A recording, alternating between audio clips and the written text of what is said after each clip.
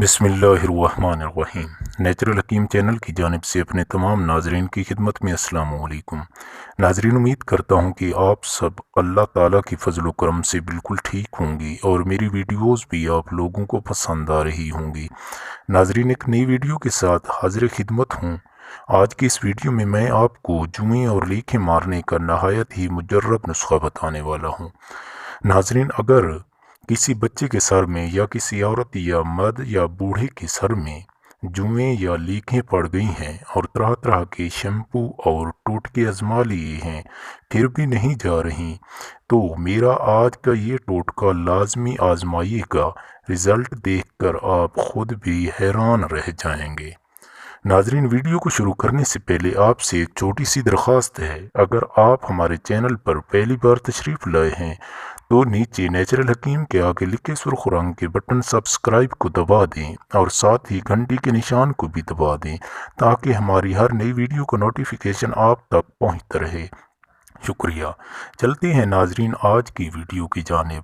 नाजरीन, अगर जुएं और लीखें पड़ गई हैं और छुटकारा मुश्किल है तो मेरा ये टोटका लाजमी आजमाइए। इंशाअल्लाहुल अज़ीज़ आप दुआएं देंगे। नाजरीन, इस टोटके में एक तो आपने काली जीरी ले लेनी है। नाजरीन, थोड़ी सी आपने काली जीरी ले लेनी है और लीमू के अर्क में इस जीरी को आपने पीस कर मिला लेना है। नाजरीन, काली जीरी लेकर आपने लीमू के रस में मिला लेनी है और बालों में खूब अच्छी तरह से लगा लेनी है ताकि सर पर वो लग जाए।